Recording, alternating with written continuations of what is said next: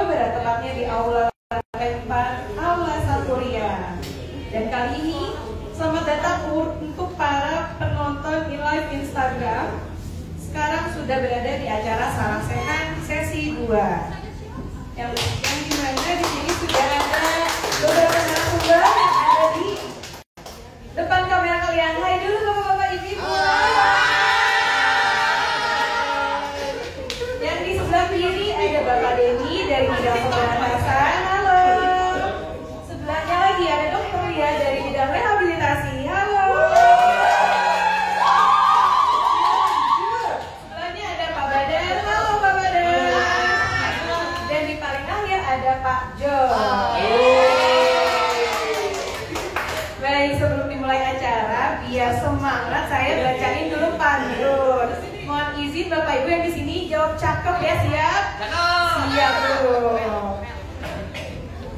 Dari Sudirman ke Purnama. Singgah sebentar, minum kelapa 2. Selamat datang hadirin semua. Salam sehat tanpa narkoba. Salam sehat tanpa narkoba. Terima kasih. Lalu, izin Bapak Ibu narasumber, saya ingin menanyakan. Seperti yang kita tahu, jumlah pecandu narkoba kali ini mencapai angka di 3 juta lebih di Indonesia. Ini adalah bentuk keprihatinan kita bersama. Dan negara berupaya untuk menekan angka penyalahgunaan narkotika secara masif untuk melalui kampanye yang efektif untuk meningkatkan kesadaran bersama. Yang saya ingin tanyakan adalah strategi apa yang bisa dilakukan oleh setiap ayah, setiap ibu untuk mempersiapkan anak-anak mereka menyambut generasi emas 2045 bersih dari narkoba. Bapak Ibu nggak usah tegang, ini bukan kuis bukan ya, bukan cerdas cermat, bukan. Cuma santai aja, tapi saya ingin tahu melalui perspektif tiap bidang. Dan di sini kan kebetulan ada dari bidang pemberantasan, rehabilitasi, pencegahan dan juga pemberdayaan masyarakat. Silakan bisa dimulai dari Bapak Denny dulu. Mantap. Baik, Assalamualaikum warahmatullahi wabarakatuh. Bismillahirrahmanirrahim. Seperti yang kita ketahui tadi dari narasi pembawa acara bahwa memang dari prevalensi yang telah dilakukan oleh BNN di tahun 2023 itu menyebutkan angka penyalahguna sampai menyentuh angka 3.330.000 atau 3,33 juta dengan jumlah penyalahguna remaja itu mencapai 312.000 remaja yang menjadi korban penyalahguna. Dari sini memang menjadi fokus dari BNN, dari bidang pemberantasan khususnya yang saya tempati, bahwa memang strategi pelaksanaan kegiatan yang sifatnya kekeluargaan atau dari mulai dari ketahanan keluarga adalah memang tugas-tugas yang memang harus dimiliki oleh setiap orang tua untuk ketahanan anak-anaknya masing-masing dalam menjelang Indonesia emas di 2045. Nah, bagaimana strateginya? Nah, selain pemberantasan, sebetulnya adalah upaya-upaya di sektor, kalau pemberantasan ini adalah kita sebutnya adalah sektor hilir. Jadi ini yang lebih besar kita laksanakan, namun dari hal yang terdekat yaitu dari keluarga bisa kita lakukan, yaitu dengan melakukan pengenalan terhadap apa yang terjadi di masyarakat dekat ini, gitu. Misalnya bagaimana modus-modus yang sering terjadi, gitu kan. Modus-modus yang paling dekat di kita adalah paket, ya kan. Nah, itu juga perlu kita sosialisasikan kepada keluarga, kepada masyarakat. Apabila ada paket-paket yang asing tidak kita ketahui penerima atau pengirimnya secara jelas, itu perlu kita antisipasi. Dan yang lain mungkin dari sisi pencegahan, yang pengetahuan tentang narkoba, bahwa bahaya narkoba dalam pelaksanaan di lapangan ini memang berdampak hukum dan memang juga berbahaya juga untuk kesehatan. Nah, itu juga menjadi salah satu fokus yang harus dijelaskan oleh seorang ayah dan ibu di lingkup keluarganya. Nah, mungkin itu kalau dari sisi pemberantasan. Mudah-mudahan dengan kita sama-sama mau untuk bersama-sama membangun Indonesia, jadi mudah-mudahan kedepannya anak-anak generasi penerus ini bisa menjadi generasi yang kita harapkan. Jadi intinya adalah dalam pelaksanaan ini kunci utamanya kita harus satu langkah, satu komitmen, dan satu tujuan. Karena narkoba itu tidak hanya berbicara hukum, tapi juga kita berbicara menyelamatkan generasi bangsa. Mungkin itu yang bisa saya sampaikan. Assalamualaikum warahmatullahi wabarakatuh. Waalaikumsalam warahmatullahi wabarakatuh. Terima kasih untuk Pak Denny. Selamat datang untuk para penonton yang sudah memasuki live. Bisa di tap love ya. Dilanjut sekarang untuk pendapat dari bidang rehabilitasi, yakni dari Dr. Lia. Silakan. Bismillahirrahmanirrahim. Assalamualaikum warahmatullahi wabarakatuh. Waalaikumsalam warahmatullahi wabarakatuh. Tadi pertanyaannya menarik banget ya, Siap. ya, karena saya mungkin perlu meng-highlight. Tadi kan pertanyaannya peran ayah dan baru ibu. Iya. Jadi mungkin teman-teman udah pada tahu kalau Indonesia ini salah satu negara dengan istilahnya fatherless country. Mungkin kita udah pada tahu ya teman-teman ya. Jadi bukannya saya dibanding dari para bapak-bapak nih ya gitu. Cuma ini adalah salah satu hal yang fenomena yang mungkin menarik dan memang sudah terasa di generasi sekarang, betapa peran seorang ayah itu penting banget dalam tumbuh kembang dan mendidik seorang anak. Boleh sedikit pengalaman ya. Jadi kami ini memberikan layanan rehabilitasi itu di Klinik Pratama BNP Jawa Barat. By the way, kita itu memberikan layanan gratis ya. Jadi mangga Bapak Ibu Baraya yang mau bawa anaknya, saudaranya, keponakannya, tetangganya yang punya masalah penyalahgunaan narkoba, datang aja ke BNP Jawa Barat, Klinik Pratama BNP Jawa Barat, tidak dipungut bayaran ya. Nah, di sini kami mungkin saya bisa share sedikit ya. Sering sekali yang datang itu ibu sama anak, bapaknya itu jarang banget yang peduli.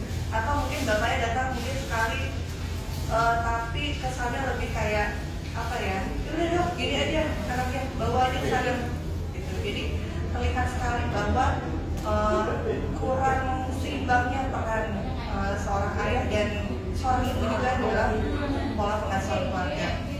Nah mungkin ya mungkin kalau di pertanyaannya seperti itu luas banget ya, mungkin nggak mungkin bisa selesai dalam waktu singkat. Cuma penting sekali keseimbangan peran antara seorang ayah dan ibu, dan nggak cuman jadi pendidikan dan pengasuhan tuh nggak cuman tugas seorang ibu, justru peran seorang ayah juga sangat penting, terutama di masa sekarang di mana eranya terbuka sekali, sangat mudah sekali anak-anak itu mendapatkan informasi. Nah ini adalah salah satu challenge karena anak-anak itu bisa mendapatkan informasi baik yang buruk maupun yang positif, dan mungkin anak-anak jauh lebih pintar dari kita, jauh lebih jago, jauh lebih informed daripada kita sendiri. Ini adalah salah satu challenge dari orang tua bahwa kita juga mau nggak mau harus mau tahu apa sih yang terjadi. Nah, jadi apalagi di era AI kayak gini ya teman-teman ya, jadi kayak kita tuh harus harus bisa membantu anak-anak kita atau bisa menjadi tempat bertanya untuk mencari informasi-informasi yang mungkin tidak sepenuhnya benar. Nah mungkin dalam masa perkembangan seorang anak itu anak-anak akan melalui beberapa fase perkembangan. Dari setiap fase perkembangan itu penting sekali hadir peran orang tua, baik itu ayah dan ibu yang seimbang. Nah, dan di setiap fase itu juga akan muncul trauma yang kalau tidak ditangani dengan benar itu akan menjadi cikal bakal atau salah satu faktor resiko dari penyalahgunaan narkoba. Jadi mungkin salah satu yang bisa kita lakukan adalah ya kita harus hadir sebagai orang tua, baik itu peran seorang ayah ataupun seorang ibu, dua-duanya sama-sama memberikan peran yang seimbang dalam mendidik seorang anak. Kemudian kita mau nggak mau harus mau tahu apa sih yang sedang terjadi saat ini, gitu. Mau nggak mau kita harus bisa menjadi filter dari informasi yang mereka dapatkan. Mau nggak mau kita harus bisa jadi tempat mereka bercerita daripada mereka bercerita ke tempat lain atau bertanya ke orang lain yang mungkin tidak bisa memberikan informasi yang baik. Mungkin dari sedikit tidaknya seperti itu ya Teh Maria. Sebenarnya banyak banget info mungkin yang bisa dibahas. Tapi Bapak Ibu kalau punya pertanyaan atau mau konsultasi silakan datang aja ke klinik Pranowo Medco Jawa Barat ya. Kami tunggu. Terima kasih banyak. Baik, sama-sama dokter.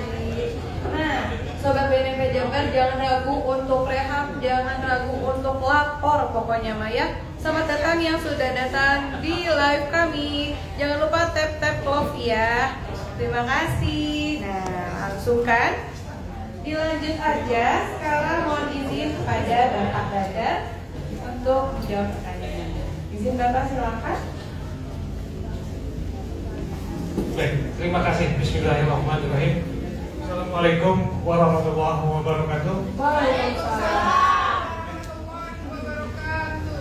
Baik, saya menyambung menambahkan untuk menanggapi pertanyaan tadi terkait bagaimana peran orang tua, bapak, ibu terhadap anak-anaknya dalam menyongsong generasi emas nanti di tahun 2045. Oke, jadi yang pertama saya dari bidang pemberdayaan masyarakat menyoroti hal ini dengan perspektif yang mungkin sedikit berbeda, yaitu yang utama pertama ditanamkan oleh kedua orang tua, baik bapak oleh ibu, dalam keluarga sebagai lembaga pendidikan pertama bagi anak adalah penguatan nilai dan norma. Itu yang pertama dulu. Jadi orang tua dituntut bagaimana dengan kemampuannya, improvisasinya terus melanjutkan menanamkan nilai dan norma terhadap anak-anaknya di keluarga. Kenapa ini dijadikan yang pertama? Karena satu tadi bahwa keluarga, rumah adalah lembaga pendidikan dasar yang utama. Terus yang kedua, di situ adalah tempat penanaman nilai norma yang mendasar pertama kali bagi anak. Jadi itu harus dikuatkan dulu oleh orang tua juga. Ya, itu yang pertama. Terus yang kedua, seiring tumbuh kembangnya anak dari balita, remaja, menjelang dewasa dan seterusnya. Nah, mereka ini dengan anak-anak ini dengan terus berkembangnya zaman tentu mengalami perubahan-perubahan, ya, mengalami perubahan, dan kita pun juga harus mampu untuk menyesuaikan. Karena kalau kita tetap menggunakan cara-cara lama, tidak menyesuaikan dengan zaman dan perkembangan anak saat ini, respon penolakan terhadap didikan di keluarga, proses pendidikan keluarga pun akan semakin besar. Nah, jadi yang kedua, tadi yang pertama adalah penanaman atau penguatan nilai dan norma. Yang kedua adalah bagaimana mengembangkan atau menguatkan mental dan fighting spirit bagi anak. Kenapa ini yang ada fighting spirit di sini yang saya munculkan? Jadi setelah ditanamkannya nilai norma, mereka punya fondasi yang kuat, tapi melihat perkembangan zaman, berkembangnya cara bergaul, dia mengalami kegagalan dan seterusnya, mereka butuh mental yang kuat menghadapi zaman sekarang, juga kemampuan untuk berjuang. Ya, karena banyak mereka yang merasa gagal dalam proses pendidikan, merasa gagal dalam bersosialisasi, merasa gagal dalam bercinta, misalnya begitu ya. Ini membuat mental-mental mereka hancur dan akhirnya mencari pelarian. Makanya yang kedua tadi poinnya adalah penguatan mental dan fighting spirit oleh orang tua ini perlu ditekankan. Dan yang terakhir nanti mungkin dilengkapi oleh Bang Jolo ya, karena di situ ada peran keluarga. Yang ketiga ini yang ingin saya angkat adalah pengambilan peran teman sebaya. Nah, jadi selama ini kita memandang teman sebaya ini hanya teman pergaulan saja. Tapi sebagai orang tua tidak mengambil peran itu. Jadi di poin yang ketiga saya mengharapkan atau mengimbau kepada orang tua, Bapak Ibu juga turut mengambil peran sebagai teman sebaya supaya memperkecil kesenjangan emosional, hubungan, komunikasi dan seterusnya terhadap anak. Saya kira demikian. Terima kasih. Assalamualaikum warahmatullahi wabarakatuh. Waalaikumsalam warahmatullahi wabarakatuh. Terima kasih Pak Dada. Silakan dilanjut ke Pak Jo. Ya, terima kasih. Mana suaranya penonton? Ya, terima kasih.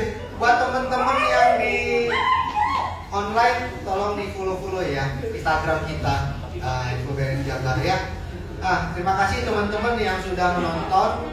Jadi tadi sudah dijelaskan oleh teman-teman di sini dari sudut pandang pemberantasan, dari rehabilitasi, terus dari pemberdayaan masyarakat. Nah intinya tadi sudah beberapa poin. Ini saya tulis ada 100 poin nih. Wah, gitu kan? Tapi lama ini ya. Ya teman-teman ya. Teman-teman silakan yang di online silakan bertanya, nggak apa-apa di kolom komentar ya. Nanti yang pertanyaan bagus kita dapat kasih door prize ya. Silakan buat teman-teman yang di online silakan tanya lewat kotak komentar ya. Nah tadi membahas tentang keluarga. Sebenarnya sih kita yang ada di ruangan ini sebagai kepala dan sebagai ayah dan ibu dari suatu keluarga ya. Bener. Kalau secara teori itu gampang banget. Tetapi secara prakteknya masing-masing seseorang mempunyai situasi kondisi yang berbeda. Ya. Jadi teman-teman yang sedang menonton yang mempunyai situasi yang sama jangan khawatir karena manusia semuanya mempunyai kelebihan dan kekurangan. Tetapi intinya kita sebagai keluarga adalah menjadi benteng pertama dalam suatu ketahanan keluarga. Jadi kalau kita nggak bisa menjadi benteng pertama menjadi keluarga yang sangat kuat, sulit kita untuk mewujudkan keluarga yang kuat. Nah tentunya itu didukung dengan yang pertama itu memberikan pendidikan sejak dini. Nah pendidikan sejak dini itu seperti apa? Nah tentunya orang tua dapat mengenalkan bahaya penyalahgunaan narkoba sesuai dengan usianya. Itu teman-teman ya, teman-teman yang sedang menonton, kalau memang yang baru married atau sudah lama married, nah teman-teman bisa memperkenalkan bahaya penyalahgunaan narkoba seperti itu ya. Itu yang pertama, mengenalkan pendidikan sejak dini. Terus yang kedua, ini yang agak susah. Orang tua menjadi teladan yang baik. Apakah kita sebagai orang tua sudah memberikan teladan yang baik buat anak kita? Nah itu kita introspeksi diri masing-masing. Tentunya dengan teladan yang baik ini menjadi contoh anak-anak kita, ya. Karena banyak sekali kasus-kasus yang anak ini mencontoh orang tuanya, bisa mencontoh ayahnya, bisa mencontoh ibunya, dan ini menjadi pengalaman ya bagi anak-anak karena melihat kehidupan sehari-hari di rumah seperti itu. Dan poin ketiga, orang tua ini banyak sekali kasus, hampir 90% komunikasi, kita membangun komunikasi terhadap anak itu belum maksimal. Tentunya nih, kita yang di ruangan ini nih, terus penonton nih yang ada di virtual, apakah kita sadar kita berangkat pagi, pulang sore, terus kita ya di rumah kita ngobrol lah sama anak, atau pas di waktu kerja kita komunikasi sama anak. Kadang-kadang karena kesibukan kita bekerja, kadang-kadang kita melupakan itu. Nah, ini tentunya kita saling mengingatkan bahwa dengan menyediakan waktu untuk anak, minimal ngobrol lah dari hati ke hati ya. Kamu hari ini ngapain di sekolah? Kamu hari ini bermain apa? Itu saya rasa sudah cukup ya. Tidak usah yang berat-berat seperti itu. Jadi anak ada perhatian dari orang tua. Nah, poin keempat, mengawasi dan mengetahui lingkungan anak. Pernah beberapa sampel, kita ambil sampel di beberapa daerah rawan, kita melakukan kegiatan, ternyata situasi kondisi lingkungan ini sangat mempengaruhi banget ya. Tentunya lingkungan orang tua, lingkungan anak, apakah orang tua itu mengenali anak? Contohnya teman dekat anaknya siapa, ya. Terus apakah anaknya juga mengetahui teman dekat ibunya siapa, teman dekat papanya siapa? Karena itu sangat penting, karena dengan mengetahui itu kita sudah terjalin komunikasi. Nah, ini yang terakhir nih, yaitu kita menciptakan suasana keluarga yang hangat dan aman. Teman-teman, anak-anak, keluarga yang hangat dan aman tentunya ini dapat menciptakan suatu kenyamanan buat anak. Kalau kita di rumah sering marah-marah, kita sama istri sering berantem, terus sama anak, tentunya anak akan melihat ini, dan mereka tidak mendapatkan kenyamanan di rumah. Dan tentunya mereka akan mencari kenyamanan di luar dengan komunitas, dengan lingkungan yang mereka merasa nyaman. Seperti itu. Dan tentunya ini bisa menjadi koreksi kita bersama. Ada beberapa poin tadi yang saya bisa sampaikan. Ya, mudah-mudahan teman-teman yang sedang menonton, mudah-mudahan kita semua yang ada di ruangan ini, malam ini kita bisa lebih ya meningkatkan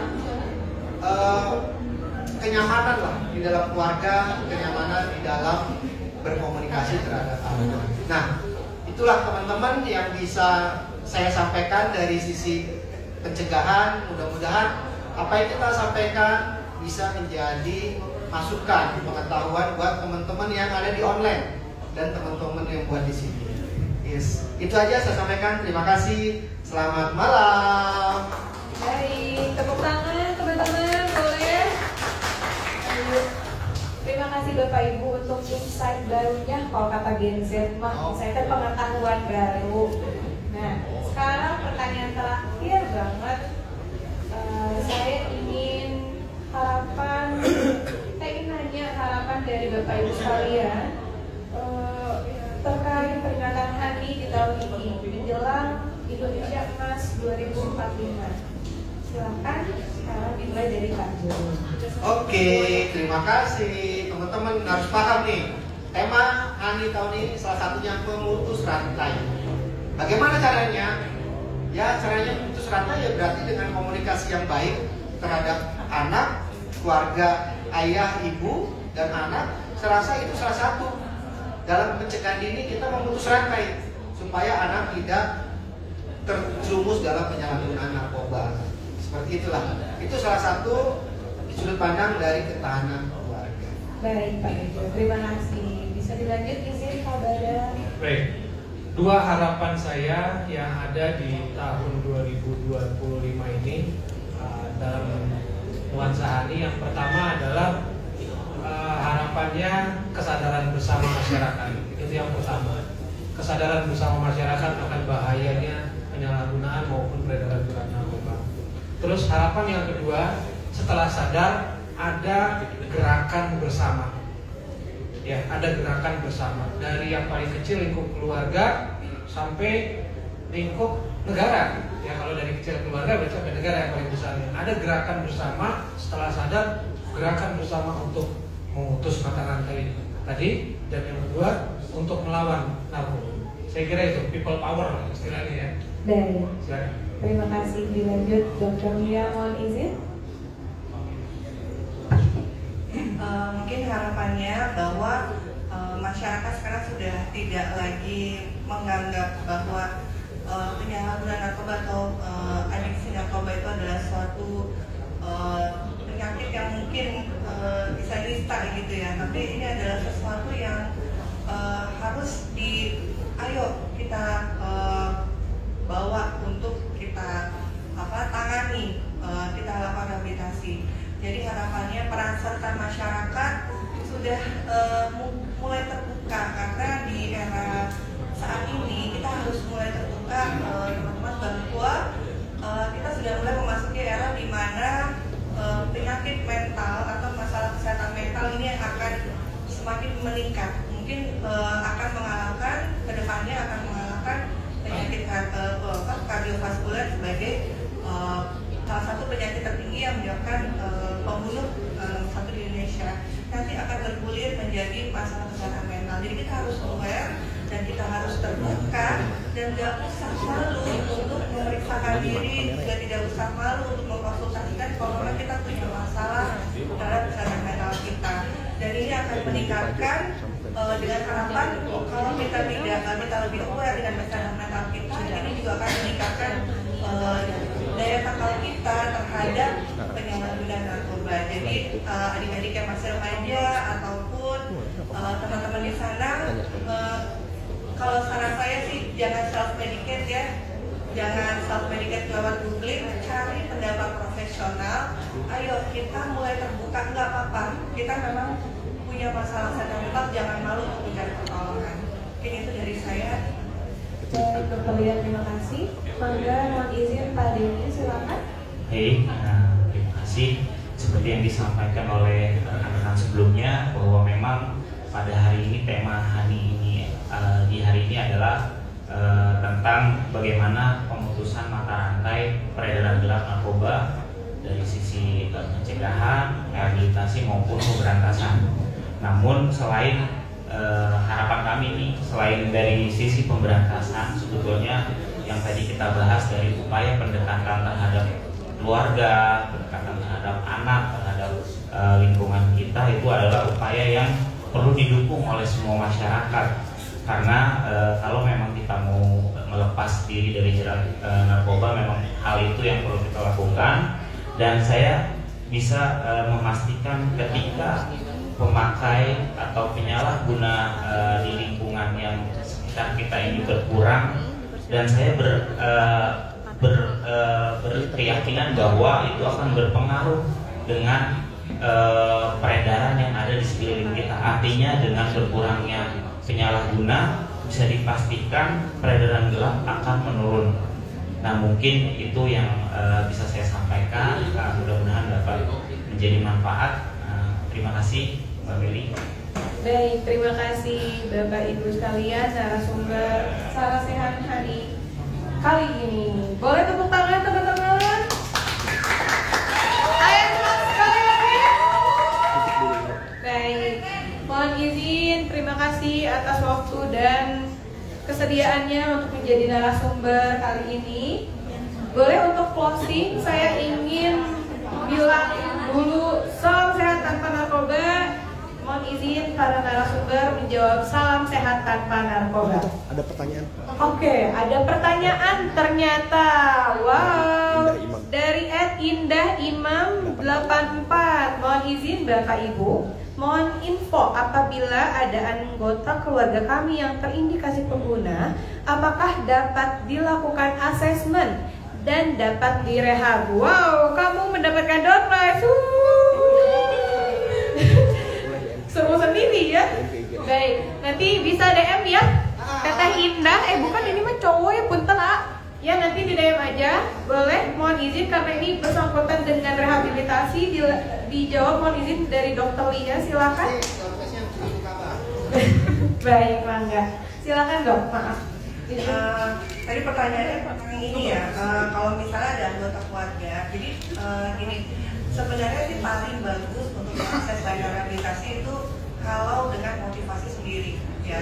Tapi bisa kita ajak anggota keluarga kita, coba mau nggak konsultasi dulu ke BNN terdekat atau klinik BNN. Jadi kalau di kita itu ada yang namanya sebelum kita memberikan layanan kita ada konsultasi awal. Konsultasi awal itu adalah untuk membangun namanya rapport atau hubungan antara klien dengan layanan.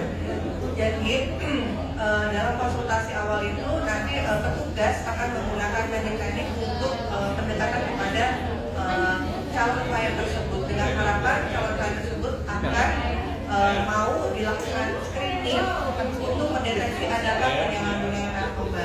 Jadi harapannya kalau misalnya ternyata ada anggota keluarganya yang terindikasi, bawa aja dulu, bilangnya untuk konsultasi aja dulu. Karena kalau bilang oleh kan biasanya pada takut, apalagi kalau suruh BNN. Tapi kalau bilang konsul aja dulu, tanya-tanya dulu, ngobrol-ngobrol dulu, biasanya sih pada mau. Mungkin tadi Mbak Ida memang itu bisa ya disampaikan dulu bahwa bisa melalui konsultasi aja dulu. Jadi nggak kalau keluarganya masih merasa takut atau enggan ya, diajak aja untuk ngobrol-ngobrol aja dulu ke klinik Pratama milik BNN terdekat. Insya Allah ada di Jawa Barat ini ada 14 klinik Pratama milik BNNK dan ada 1 klinik Pratama milik BNSP Jawa Barat di Bandung. Gitu. Baik dokter, terima kasih untuk jawabannya. Dan satu pertanyaan terakhir dari Nonem, ini mah anonim, jadi gimana kita ngirimnya ya, AA, Teteh, tak apa-apa, yang penting informasinya. Saya bacakan, mohon izin Bapak Ibu narasumber. Mungkin karena waktu menjelang ke pusat tugas, sebentar lagi jawabannya mungkin dipersingkat ya.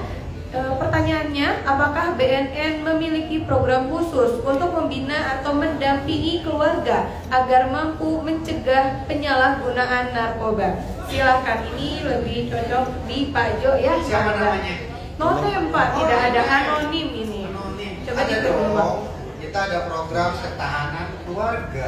Arkawijaya Saputra. Guys, yang nanya nanti bisa langsung masukin ke pesan komentar ya, supaya lebih tepat dan lebih luas, karena memang waktu kita sangat mepet karena kita sedang menunggu dari pusat untuk online. Jadi ada program ketahanan keluarga dan ketahanan remaja. Seperti apa programnya nanti kita lanjutkan setelah pesan-pesan berikut. Baik, siap.